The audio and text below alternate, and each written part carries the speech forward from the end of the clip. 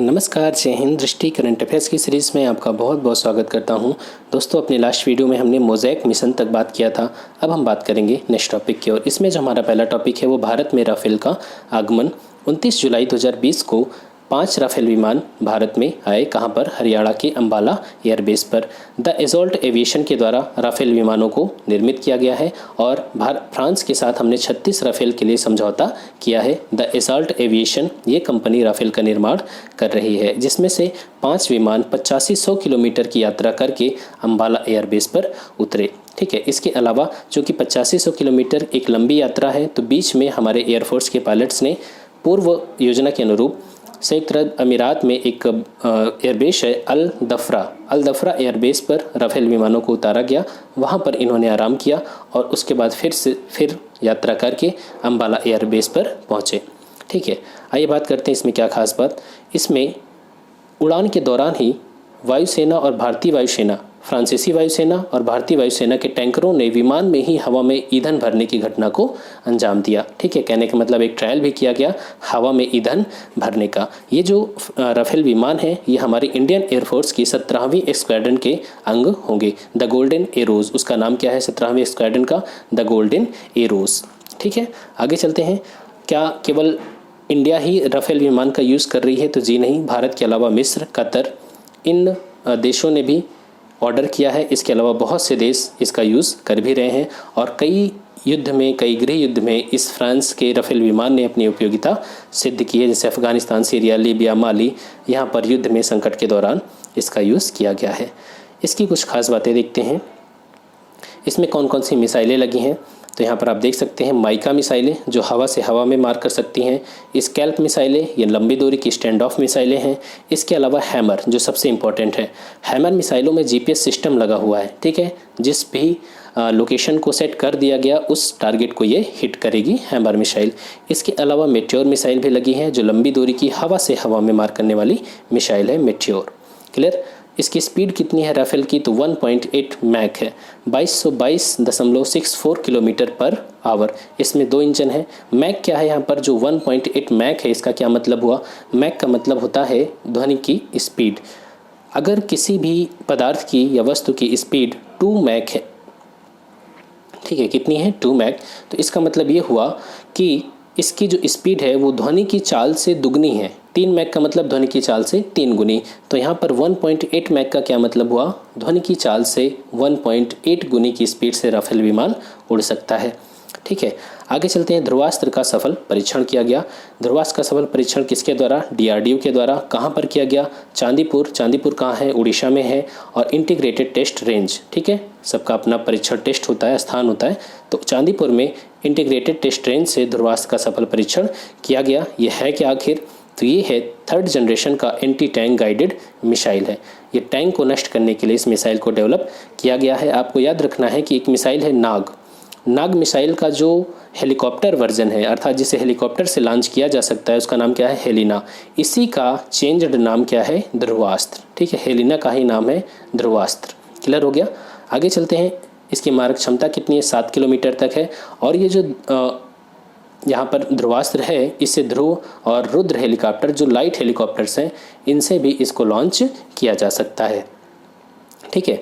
चलिए आगे चलते हैं। टॉर्पीडो डिकॉय प्रणाली मारीच एक कैरेक्टर है, रामायण में आपने देखा होगा, जिसने अपना रूप बदल करके सोने का मृग, अपने आप को सोने के मृग के रूप में चेंज कर लिया था।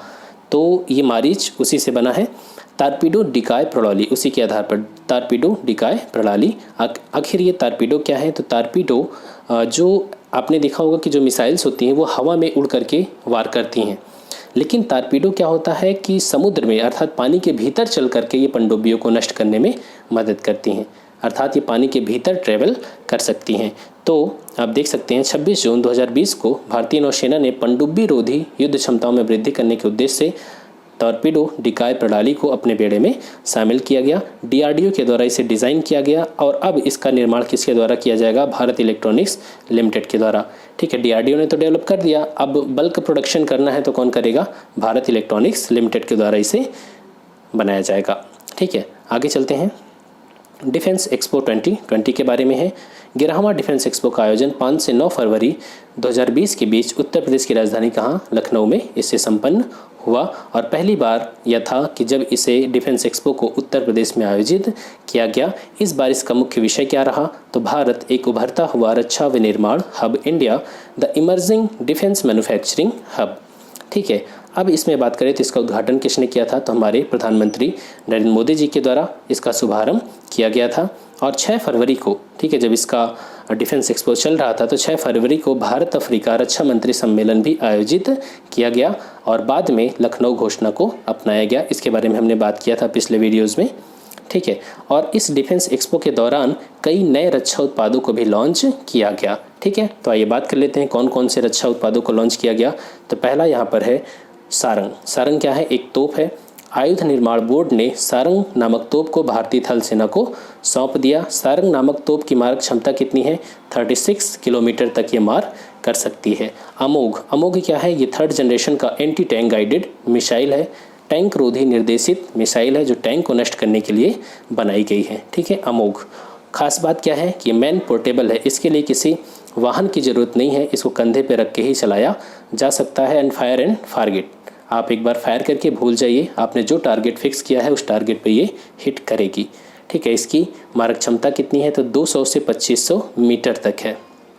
पार्थ, पार्थ क्या है, एक गन शॉट लोकेटर है, अर्थात बंदूक की गोली कहाँ से आ रही है। मान लीजिए कि गोली चल रही है, हमारे सैनिकों को पता नहीं चल पा रहा, तो ये पार्थ नामक जो उपकरण है ये मदद करेगा। 400 मीटर के दायरे में कहीं से भी गोली आ रही हो उसकी सटीक लोकेशन पता चल जाएगी इस पार्थ के द्वारा। खगांतक, खगांतक क्या है, यह एक वायु से सतह, एयर टू सरफेस मिसाइल है और इसकी मारक क्षमता कितनी है, 180 किलोमीटर। खगांतक, खग मीन्स होता है पक्षी और अंत मतलब ख़त्म करना। आगे चलते हैं वरुणास्त्र। वरुणास्त्र क्या है, भारत डायनेमिक्स लिमिटेड के द्वारा एक टारपीडो वरुणास्त्र को भारतीय नौसेना को सौंपा गया। ठीक है, आगे चलते हैं। K4 प्रक्षेपास्त्र का परीक्षण किया गया, कहाँ पर किया गया, K4, इसको विशाखापत्तनम तट से K4 प्रक्षेपास्त्र का प्रक्षेपण किया गया जो सफल रहा। देखिए, इसमें 24 जनवरी 2020 को पुनः इसको एक बार 19 जनवरी को इसका प्रक्षेपण किया गया था, टेस्ट किया गया था। फिर 24 जनवरी को इसका टेस्ट हुआ बंगाल की खाड़ी से और ये जो ट्रायल हो रहा था अभी तक वो ट्रायल पूरी तरीके से सफल रहा। ठीक है, तो अब धीरे धीरे करके इसको हम व्यावसायिक स्तर पे ले जाने की कोशिश कर रहे हैं। अब यहाँ पर आप देख सकते हैं ये जो मिसाइल है K4 SLBM submarine launched ballistic missile, पनडुब्बी से प्रक्षेपित किया जाने वाला एक परमाणु हथियार क्षमता संपन्न इंटरमीडिएट रेंज का प्रक्षेपास्त्र है। कहने का मतलब एक ऐसी मिसाइल जो परमाणु बम को भी अपने साथ ले जा सकती है। ठीक है, और इसे अरिहंत श्रेणी की पनडुब्बियों पर तैनात किया जाएगा। ठीक है, अरिहंत श्रेणी की जो पनडुब्बियां हैं उनमें इसे तैयार किया जाएगा और इस प्रक्षेपास्त्र को DRDO के द्वारा विकसित किया जा रहा है। खास बात क्या है कि ये दुश्मन के रडार की पकड़ में आसानी से नहीं आ सकती। आगे चलते हैं, सिप्री की रिपोर्ट है, विश्व की शीर्ष 100 हथियार उत्पादक कंपनियां 2018। सिप्री के बारे में बात किया था हमने, Stockholm International Peace Research Institute. इसने बताया कि जो हथियार हैं सबसे ज़्यादा उत्पादन किन कंपनियों के द्वारा किया जा रहा है 2017 से 18 के बीच। तो आइए देखते हैं। लॉकहीड मार्टिन कॉरपोरेशन कहाँ की कंपनी है, अमेरिका की है। लॉकहीड मार्टिन कॉरपोरेशन सबसे ज़्यादा इसने हथियारों का उत्पादन किया और बेचा। बोइंग इसके बाद 2nd नंबर पे और 3rd नंबर पे आता है नॉर्थरोप ग्रुमन कॉरपोरेशन, ये भी अमेरिका की। मैक्सिमम कंपनियाँ अमेरिका की, फिर UK, फिर इटली, रूस, फ्रांस। ठीक है, आगे चलते हैं। इसमें भारत की भी 3 कंपनियां हैं। कौन कौन, भारत की 3 शस्त्र निर्माता कंपनियां भी विश्व की 100 शस्त्र निर्माता कंपनियों की सूची में शामिल हैं। अर्थात टॉप 100 में भारत की 3 कंपनियां हैं। कौन कौन सी, हिंदुस्तान एरोनॉटिक्स जिसने तेजस विमान बनाया, भारतीय आयुध निर्माण कंपनियां और भारत इलेक्ट्रॉनिक्स। ठीक है, आगे चलते हैं। INS विक्रमादित्य पर तेजस की सफल लैंडिंग। देखिए, अभी तक हमारे पास कोई ऐसा विमान जो स्वदेशी हो, स्वदेशी तो हमारे पास एक ही विमान है तेजस। तेजस को हमने एयरफोर्स के लिए तो बना लिया लेकिन नेवी के लिए नहीं बना पाए थे अभी तक। नेवी के लिए बनाने का क्या मतलब है कि जो नेवी के विमान होते हैं, ये जो जहाज़ लड़ाकू विमान होते हैं, उनको इन जहाज़ों पर लैंड करवा लिया जाए। क्योंकि जहाज़ों का जो साइज़ होता है वो बहुत ही छोटा होता है। ठीक है, तो यहाँ पर इनको लैंड करवाना बहुत ही टफ होता है। अगर कोई भी विमान एयरक्राफ्ट कैरियर पर लैंड कर जाता है तो इसका मतलब है कि वो नेवी के लिए परफेक्ट है। तो तेजस को INS विक्रमादित्य पर लैंड करवा दिया गया, इसी को अरेस्ट लैंडिंग बोलते हैं। ठीक है, आप यहाँ पर देख सकते हैं। इसके बाद 12 जनवरी को तेजस विमान INS विक्रमादित्य से उड़ान भरने टेक ऑफ भी करने में सफल रहा, टेक ऑफ भी किया और लैंड भी किया। ठीक है, चलिए आगे चलते हैं। अभी तक जो नेवी हमारी है वो रूसी MiG-29K, इसका जो नवल वर्जन है अर्थात नौसैनिक संस्करण है, उसका प्रयोग INS विक्रमादित्य पर उतरने और उड़ान भरने के लिए कर रही थी। लेकिन अब हमारी नेवी तेजस का भी प्रयोग कर पाएगी, इससे जो नौसैनिक शक्ति है उसमें इजाफा होगा। आगे चलिए, ब्रह्मोस मिसाइल का सफल परीक्षण किया गया 17 दिसंबर 2019 को बालासोर उड़ीसा से। ब्रह्मोस मिसाइल ये एक सुपरसोनिक मिसाइल है और ब्रह्मोस 2 नदियों से मिलकर के ये नाम बना हुआ है, भारत की ब्रह्मपुत्रा और रूस की मस्कोवा, अर्थात भारत और रसिया मिलकर के इस ब्रह्मोस मिसाइल का उत्पादन कर रहे हैं। इसको डेवलप किया गया है भारत और रूस के दोनों के द्वारा मिल करके। ठीक है, चलिए आगे चलते हैं और कोई ख़ास बात आपको यहाँ पर याद नहीं रखनी है। चलिए आगे चलें। देखिए इसकी स्पीड देख लीजिए 2.8 मैक की है, सुपरसोनिक स्पीड 2.8 मैक। ठीक है, तो अर्थात इसकी जो स्पीड है वो ध्वनि की चाल से 2.8 गुनी है। इमनेक्स अभ्यास 2019 के बारे में है। इमनेक्स का मतलब हो गया इंडिया म्यांमार नवल एक्सरसाइज। तो ये अभ्यास भारत और म्यांमार की नौसेनाओं के मध्य विशाखापत्तनम आंध्र प्रदेश में किया गया 2019 का। ठीक है, आगे चलते हैं। INS खंदेरी नौसेना में शामिल। INS खंदेरी क्या है? तो INS खंदेरी एक पनडुब्बी है जिसे भारतीय नौसेना में शामिल किया गया हमारे रक्षा मंत्री राजनाथ सिंह जी के द्वारा। ठीक है, आगे चलते हैं।